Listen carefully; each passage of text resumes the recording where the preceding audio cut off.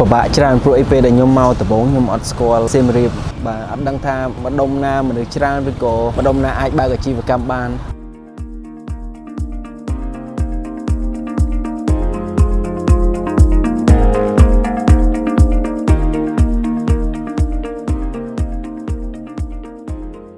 សួស្តីអ្នកនរគ្នាណាគេខ្លះចូលចិត្តទិញដើមឈើទុយទុយដាក់ក្នុងផ្ទះអីហ៎ចឹងថ្ងៃហ្នឹងខ្ញុំនាំអ្នកនរគ្នាមកមើលហាងលក់កូនឈើទុយទុយបាត់កន្លែងដែលមានទីតាំងនៅមាត់ស្ទឹងជាប់នឹងសួនច្បារព្រះរាជដំណាក់ចឹងឥឡូវយើងទៅជួបមួយបងម្ចាស់ហាងទាំងអស់គ្នា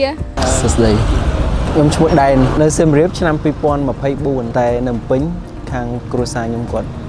យូរហើយបាទដល់អាយុចូលចិត្តរុក្ខជាតិចូលចិត្តឃើញវាដុះទុយទុយមកពិបាកច្រើនព្រោះអីពេលដែលខ្ញុំមកដំបូងខ្ញុំអត់ស្គាល់សៀមរាបបាទហើយបានខាងគ្នាគាត់ណែនាំកន្លែងគាត់ណែនាំឲ្យខ្ញុំដូចជា 4-5 កន្លែងតែដល់ហើយត្រូវនឹងកន្លែងនេះតាម social media Facebook ហើយខ្មែរ24បានច្រើនក្នុងការជួយរកទីតាំងហាងដោយសារតែខ្ញុំដំបូងពេលដែលមកពីភ្នំពេញខ្ញុំអត់ទាន់ស្គាល់ទីតាំងនៅសៀមរាបទេបាទអត់ដឹងថា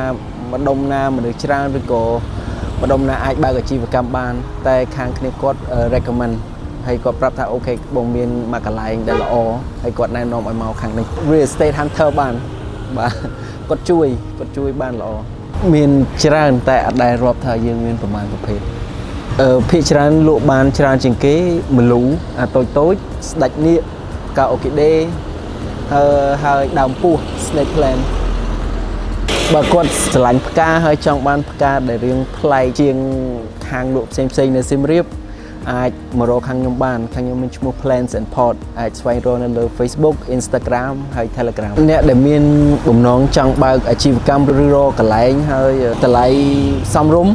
អាចតាក់ទងខាង Real Estate Hunter បានបាទ